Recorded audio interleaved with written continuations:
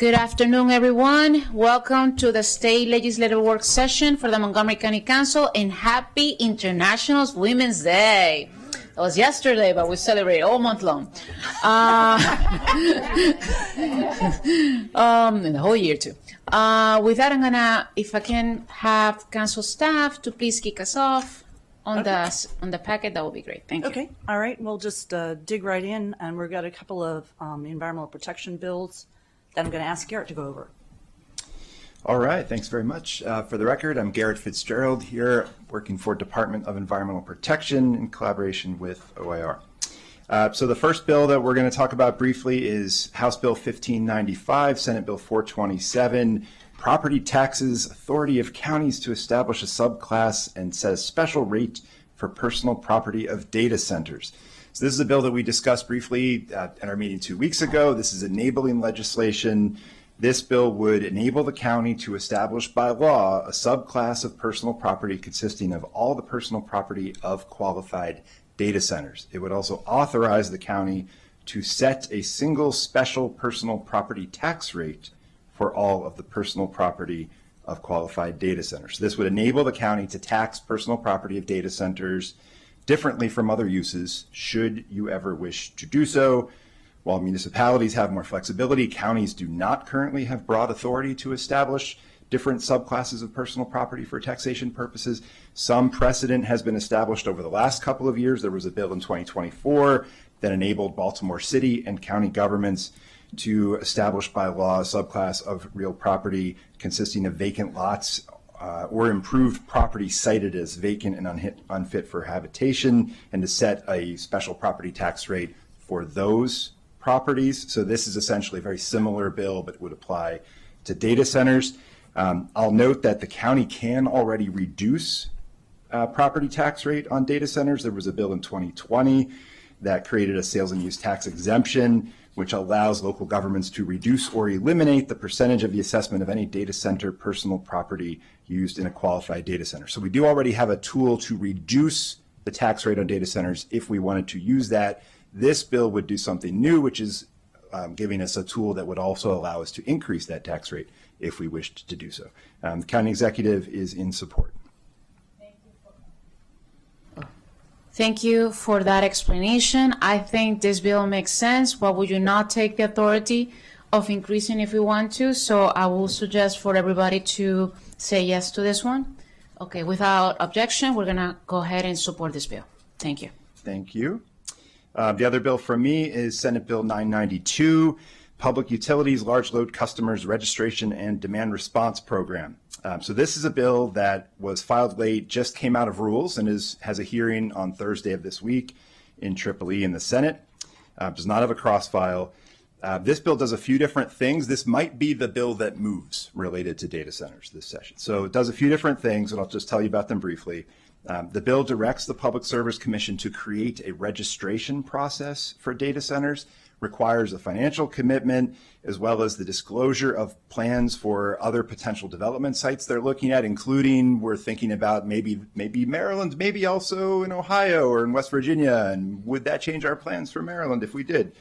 Also requires disclosure of planned energy use, backup power systems, water use, do they have control of the site?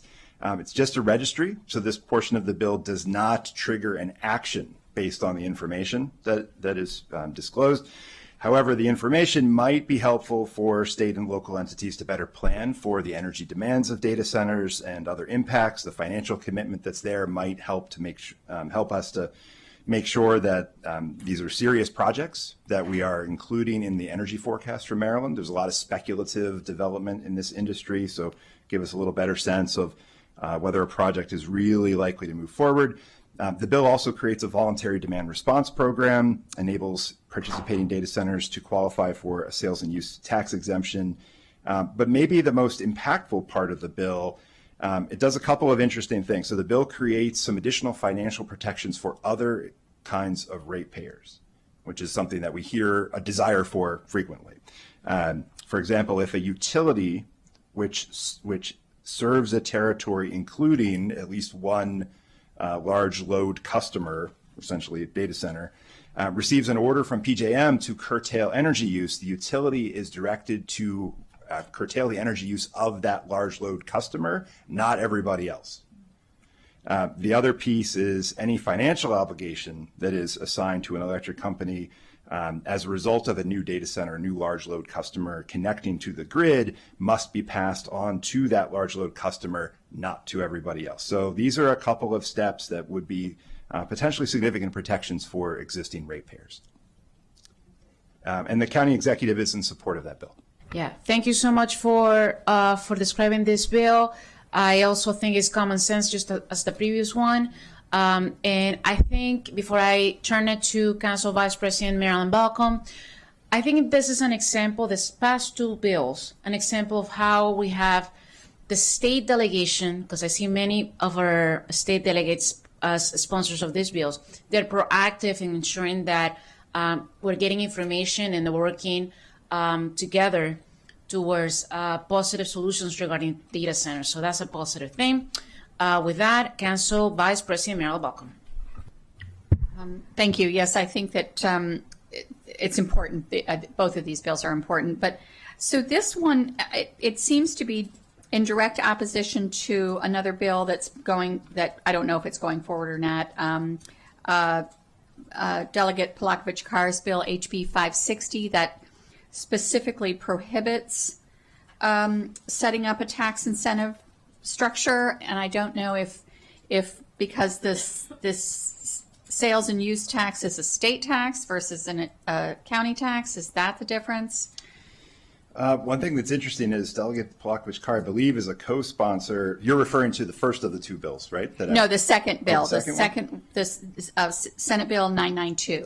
Okay, so the second bill doesn't have a direct impact on. It doesn't change much. It basically, from the way I read it, it requires that the data centers participate in this voluntary demand response program if they want to be able to qualify for that existing sales and use tax exemption. So it's asking something more of them. If the other bill that you referenced were to pass, then well, I suppose we'd have to see what happens if both of these bills pass, because they do different things. From what I've heard, it seems more likely that this bill is the one that's likely to move. Okay. Yeah. Yep. Just wanted to clarify, and it's also possible that because the sales and use is a state tax versus the local jurisdictions not being able to do a tax incentive. So, okay. Thanks. Councilmember Wiljo Wanzo. Thank you. Appreciate the summary. Just to go back, you said this would. What would it do regarding sales and use tax? Just so can you state it again? Yeah, what this bill does on the sales and use tax, it requires the Public Service Commission to set up a new voluntary demand response program. So a data center that is willing to say several times a year, and there's a couple different pathways they can participate, but several times a year, I'm willing to curtail my energy use, would be rewarded for doing that, to incentivize them to do that. This would be very helpful to the electric grid, because if data centers that use so much electricity are able to not use electricity during the highest peak times, that we don't have to overbuild the grid to move that additional amount of power, and we don't all have to pay for that. So this bill would reward them by enabling them to take a part in that sales and use tax exemption. And couldn't you also just require them not to use it during high peak times, or to lower their, like, as opposed to giving them a tax break for doing it? I believe that the state could require that. I have not seen a bill that would require that. Yeah, the data center industry has told us if one were to require this, we will go elsewhere, and I'm sure that is at play. That's always what they say. So I will not support this. I don't think, with the money and all the questions surrounding data centers and the speculation and the massive amounts of money that they are supporting, I don't think it. I'm not comfortable saying we're going to give a tax break for anything. I think we should just protect our grid, and I would pursue that path. So at this time, I'm not in a position to support it. Thank you. I don't see anybody else wanting to speak. Oh, Councilmember Kirsten Mink. Thank you. I think that's an important question. I appreciate Councilmember Germano for bringing that up. I also think that it's a good point that you raised that this is the most likely, it sounds like, option to pass. Would passage of this preclude us locally from considering or implementing something like what Councilmember Germano was noting, a ban on use or a restriction on use during certain peak times, for example? Would we need additional state permission to be able to consider that locally? So those are, I think you asked two questions there that are very important and very different questions. So I don't believe this bill does anything that would restrict our authority or ability to enact local policy and impose energy requirements or other things like that. The question of whether we can do that and what along those lines we can do regardless of this bill is a question that we don't have a full answer to. We are still in the process of trying to understand exactly what the county's legal authority is related to can we, certain kinds of requirements that we may want to impose in the future on data centers. And I can't fully speak to that, but this bill doesn't appear to change that dynamic at all. Can you speak to the timing of this bill? Is it coming to committee soon or? Yes, this bill just came out of rules and has a hearing this Thursday, and it's only in the Senate. Okay. Okay, and it hasn't been discussed on the House side yet? No. Okay. Is there a cross bill? No There's cross no cross file? No cross. Okay. So we would file a position tomorrow on this bill if we wanted to take a position. And so just to make sure that I understand, the question of whether, let's say that this passed and then we wanted to say, for example, that data centers are in Montgomery County, required, for example, to meet this level, that would then mean that they would receive the incentive necessarily. And is our position that we're not sure or that whether we could do that yet? We are not sure what energy restrictions we can impose on data centers that would locate within Montgomery County. Okay. There are certain authorities that are held at the state level around this that we need to still better understand. If this bill were to pass, theoretically, it's clear the intent of the bill is to enable all of us to have more information sooner about data centers that are considering development in Maryland. Theoretically, that information would be useful to us to have sooner. We'd be able to react to that. We are also still in the process, I would say. It feels the bill is likely to be amended a little bit to clarify the specific mechanisms that would cause the triggering of that reporting to the state. So right now, the bill specifies a number of things that a data center would need to report to this registry.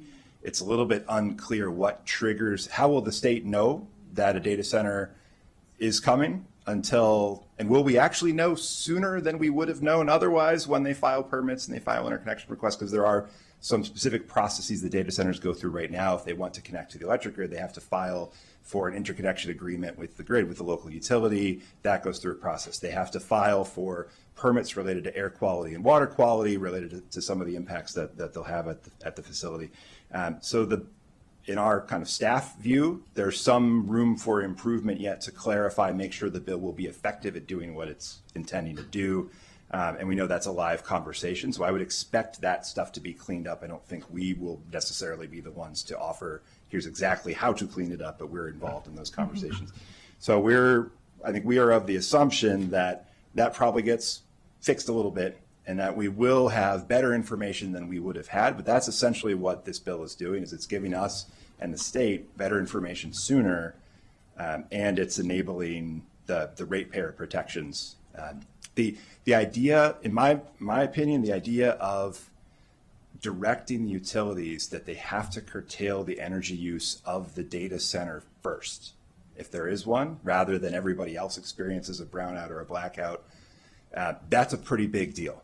And I'm curious to see how that will play out as the legislative process continues at the state, but that would be a pretty big deal. Yeah, I mean, that does sound, of course, desirable. And at the same time, this, as part of that, it also creates that exemption, the sales and use tax exemption, right? And so, what's the fiscal impact of that, and what's the scope, what's the size of that, and is it necessary for us for it to be whatever size? Could it be smaller, and have less of a fiscal impact and still create a viable incentive? I agree that we want something like this. I wonder about the size of the fiscal impact, and especially if we're expecting this one especially to pass out of the Senate and then have a longer conversation on the House side.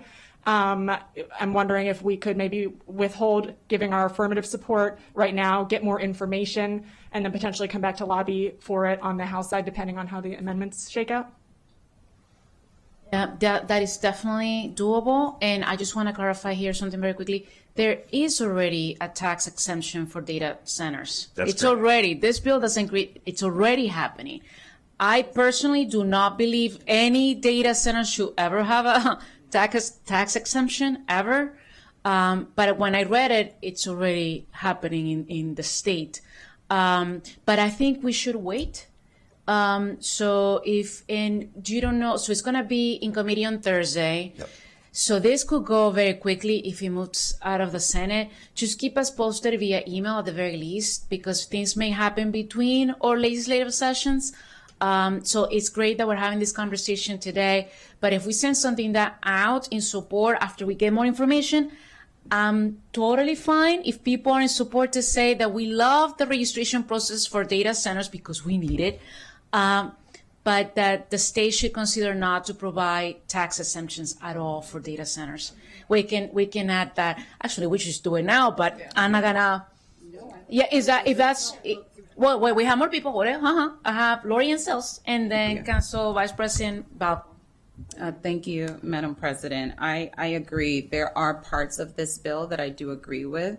The registration for large load customers, the demand response program for large load customers, but I completely agree. We are not giving any giveaways or tax breaks for these entities to comply with our standards in the state and in Montgomery County. So I think it would be helpful for us to be clear in our communication of that. We agree with parts of the bill, but are not in agreement with the tax incentives. Thank you.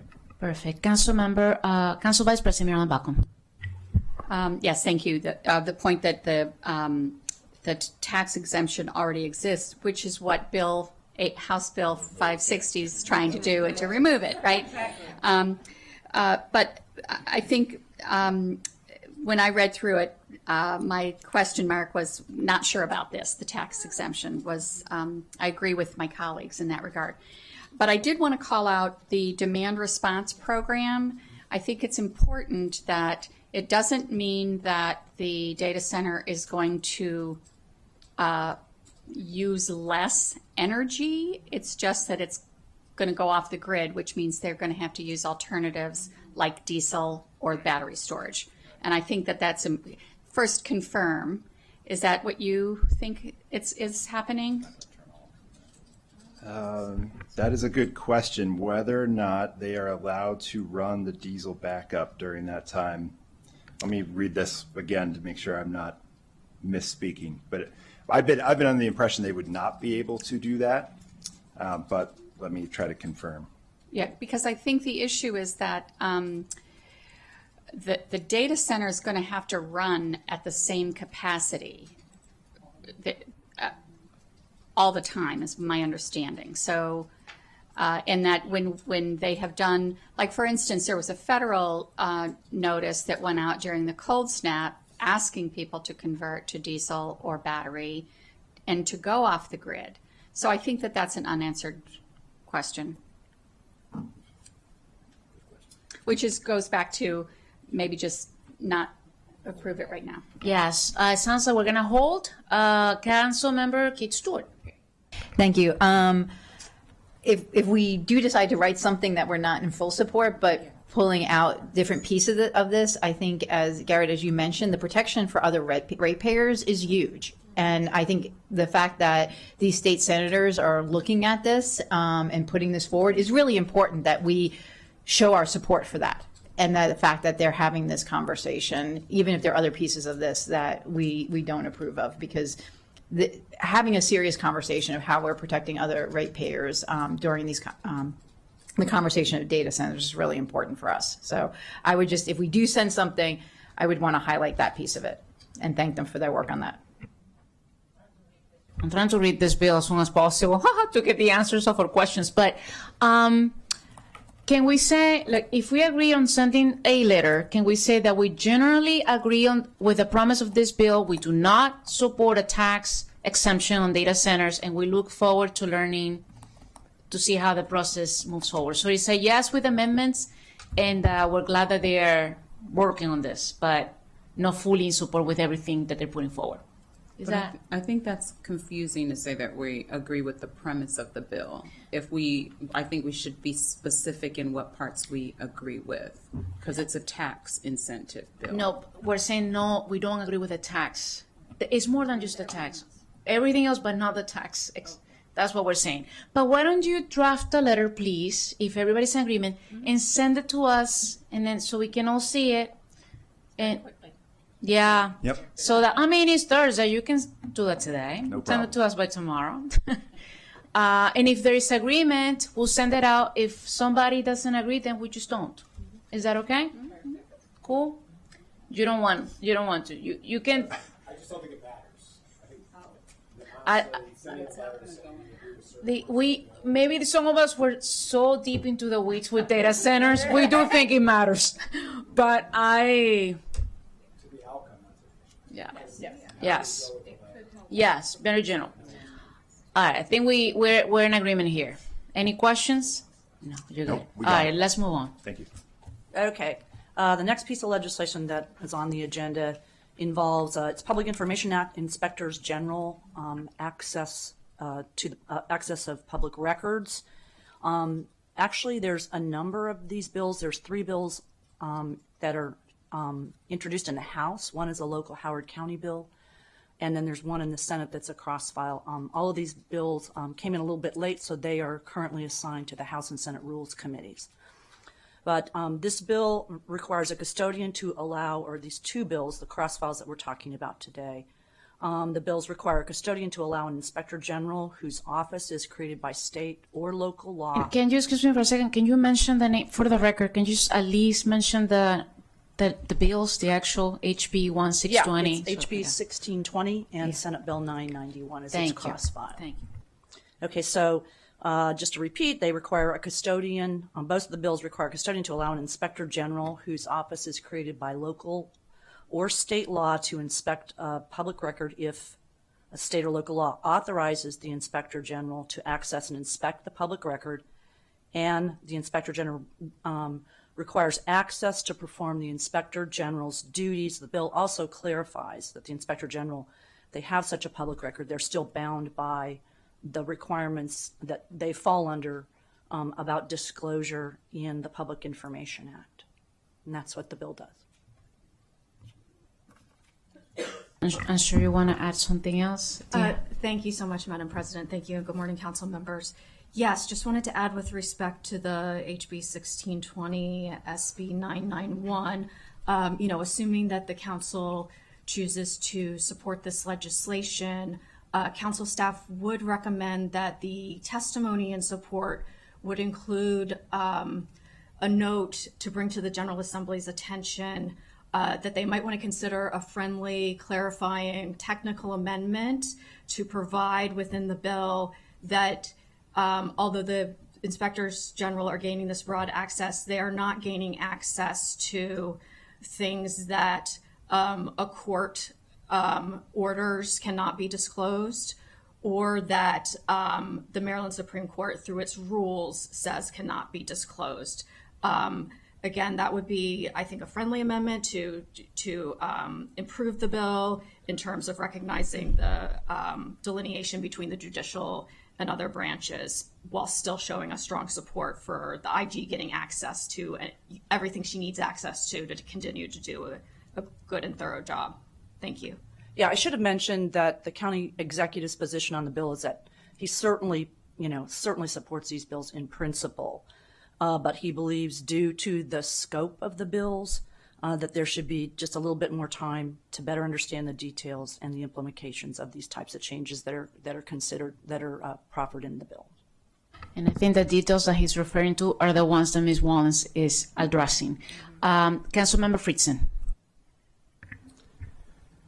Well, I hope and strongly urge us to support this bill. I think it's really, really important. This council and the prior council have really led the way in strengthening the Office of Inspector General to make sure that it is doing the work that it can do, but it's only as good as receiving the documents, the information, the responsiveness from those that are under investigation. The response to this is from things that have happened in other parts of the state, but we're seeing recently things happening here. The county executive apparently, and the executive branch, has refused to provide information in the MPIA, which is a Public Information Act that was specifically designed in state law to ensure transparency and accountability, has been used to prevent transparency and accountability. The executive is doing that now, apparently. We saw MCPS do it previously, and we have had that concern and that issue from this dais where we have requested and asked, and MPIA was cited. And this is not just saying you can, but requiring that this information be provided, which is certainly in the interest of the public. So I think Ms. Wellens' friendly amendments would be helpful and would strengthen it. I hope that we include that in there. I would move that we include that in there, but I strongly urge us to do this, and I want to use this opportunity to strongly urge the county executive, who does not need a state law to require and compel the executive branch from providing whatever information is being withheld currently that we've heard from the Office of Inspector General. We don't know what that information is, but I hope that it gets shared, and it doesn't require a state law to compel it. Thank you. Councilmember Don Lukey. Thank you, Madam President. I'm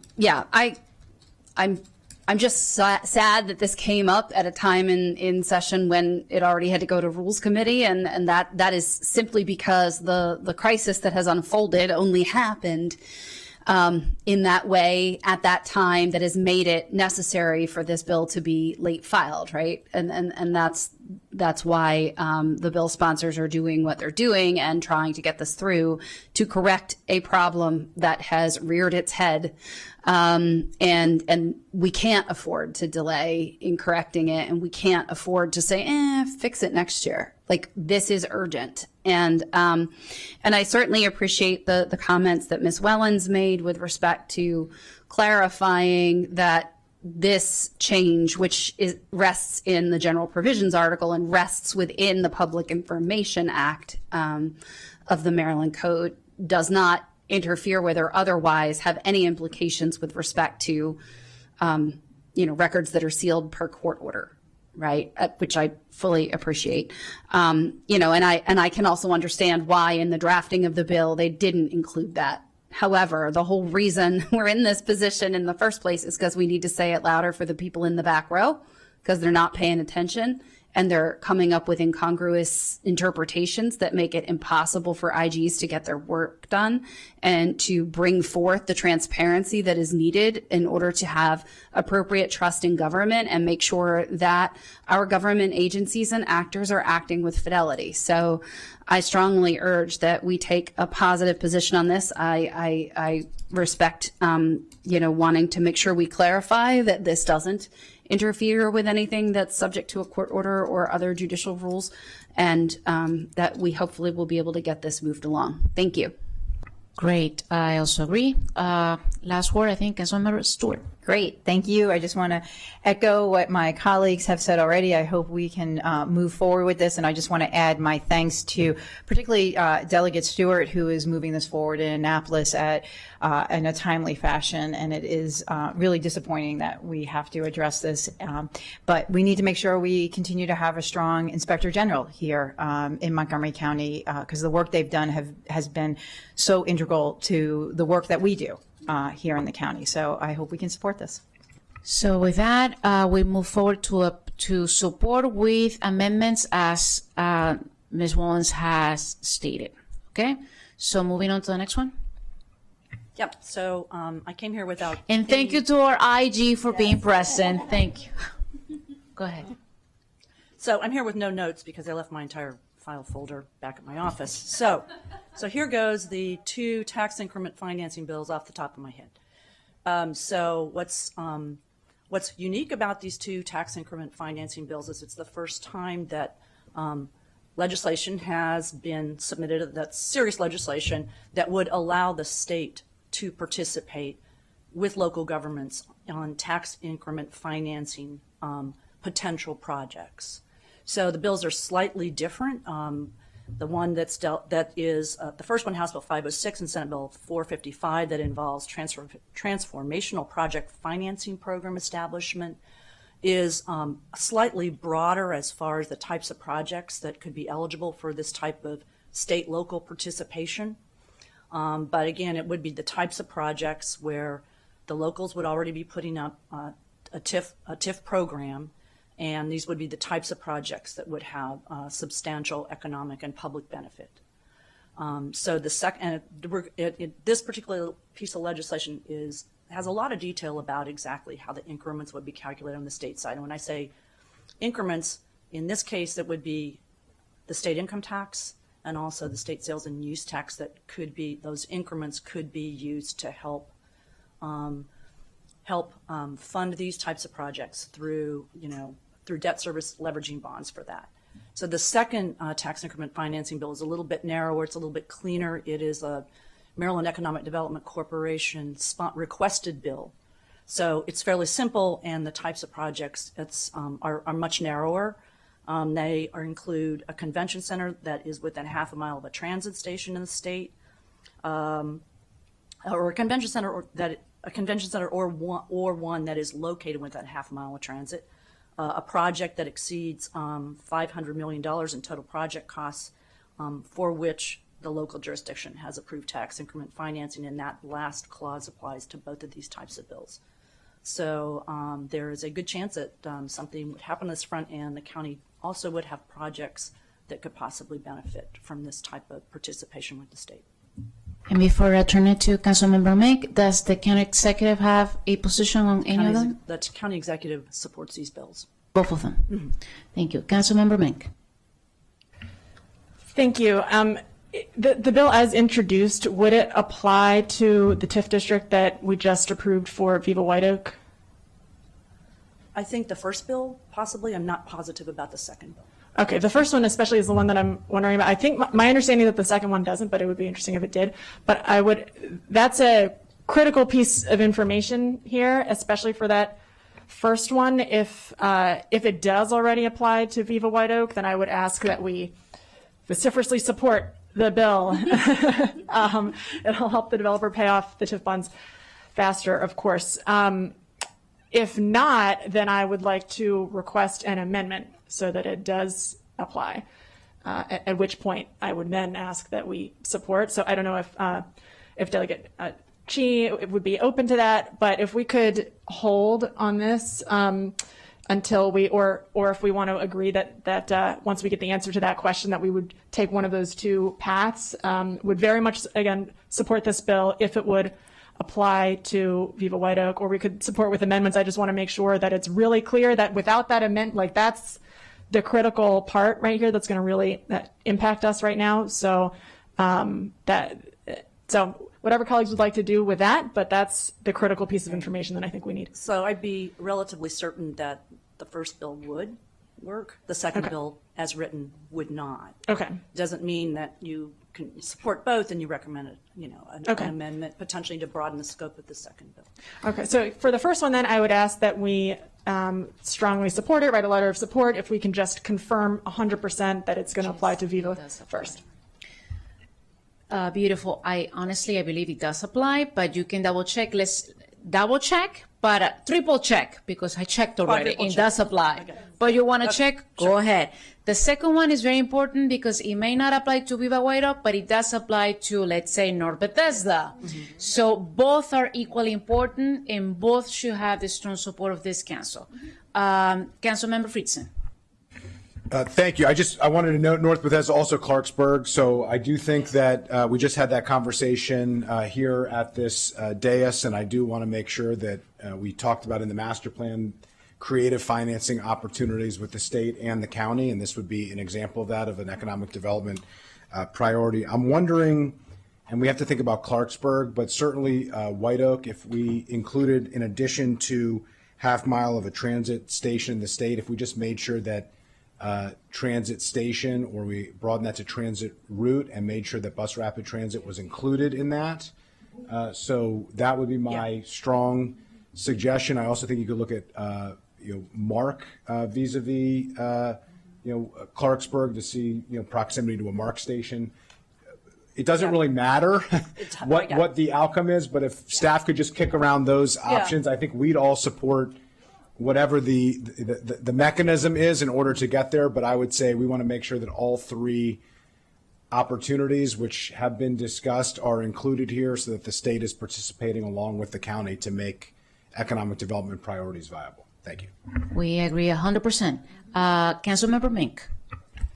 Thank you. I just wanted to ask if we could get the clarity from MCB's impression right now is that they are not at all clear that the first bill applies to them, which category they fall into. So if we could just get in writing, that would be great. That clarity that Viva is covered by that first bill. Well, thank you. Work in progress. Okay. Thanks. When is this going to committee? The bills have both been heard. So they have both been in both. So this is full. Okay, got it. Oh, well. Right, but I think the commentary still. Yeah, is definitely. meaningful. Yeah. Councilmember Evans. Just want to be clear. So this bill, HB 1580, is stating that the state level will have the oversight of a local project. There'll be participants in the project because they'll have to approve their own TIF, which is, so we're not totally giving up. Okay. I describe it as partnerships. Okay. Just want to make that clear. Okay, thank you. Good question. Councilmember Friedson. Yeah, if we're just looking into this on the first one, the sensitivity that I had when I read it was the question about without the state's participation in economic development project wouldn't be viable. So that's the description. I think the question legally becomes, what does that mean vis-a-vis White Oak?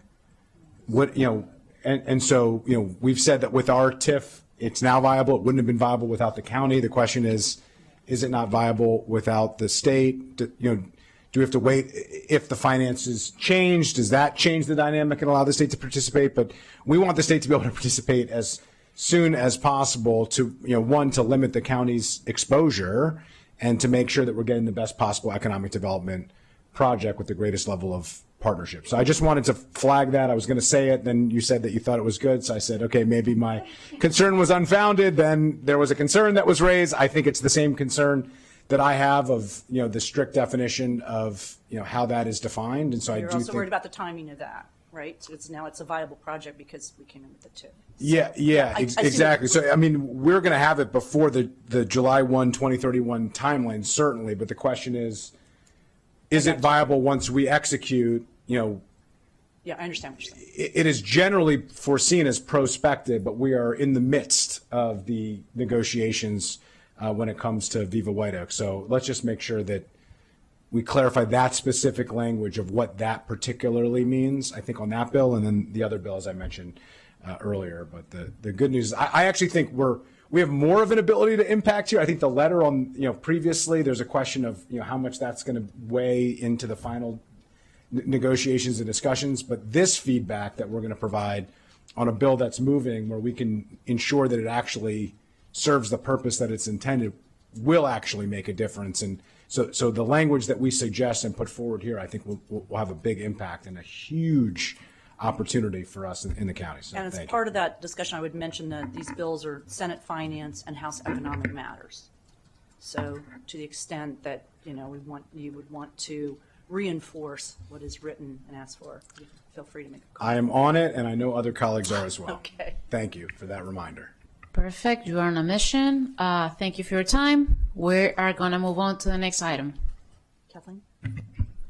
Thank you. Good afternoon, Council President, council members. This is a really straightforward bill. It requires the district members of the boards of education of 6 counties, Calvert, Cecil, Garrett, Montgomery, Queen Anne's, and St. Mary's, to be elected by a plurality of the votes cast within each district. And it applies to those 6 counties because those 6 counties are the only ones that have Board of Education members that must reside in particular districts but are elected by voters countywide. Thank you. Councilmember Evans. Yes. It's a no for me. So on the school board, I did not support this bill when it was brought up specifically for Montgomery County. And so being on the county council, what I could see is a district council member has a, laser focus on their district, and there's so many things that you're thinking about and considering. On the school board, there's one focus, it's education. And I'm of the opinion that everybody on the school board needs to understand the countywide needs of the entire district when making decisions and not just focus on their district specifically that they live in. So I like how it currently is set up. Running for school board is a huge, steep climb anyway, but I think it puts the students and the district at a disadvantage when board members are speaking specifically from their district level lens when their decisions impacts the entire school system. So those are my comments. Councilmember Katz.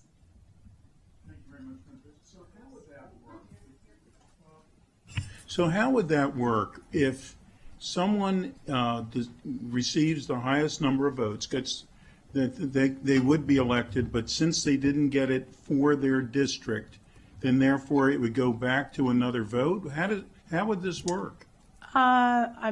It's possible I'm not following the question, but it's my understanding it would work like district members of the council would work, in the sense that the district members would be elected by the voters in that district. But the district for the council, only the district for the council members vote for that council member. This, it's countywide. No, I think that's the change. If I'm following you, under current law, our Board of Education district members that must be from certain districts Yes. are still elected by voters countywide.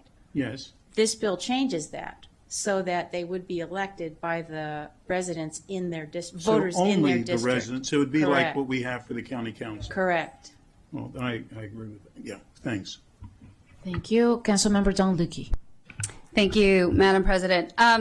So I totally hear what my colleague, Councilmember Evans, was saying, but I do want to say as a district council member, there are certain things that are hyper local to our districts. Like I had one heard this afternoon, or being heard this afternoon, that conflicts with another hearing of mine. So I pray it goes well because I can't be there. But we also vote here on everything that affects the whole county, the county as a whole. So even if you are a district council member, you are making decisions and responsible for that level of thought and detail, which our Board of Ed members are as well.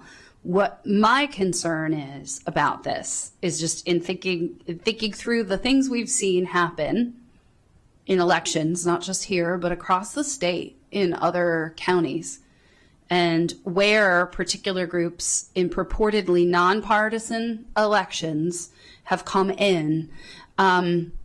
Making this change actually makes it much easier for those groups to have an adverse effect. Are you catching on to what I'm saying? And I don't think we need that here in Montgomery County. So I would prefer that we continue to allow Montgomery County to hold its Board of Ed elections the way it presently does, and not make this change.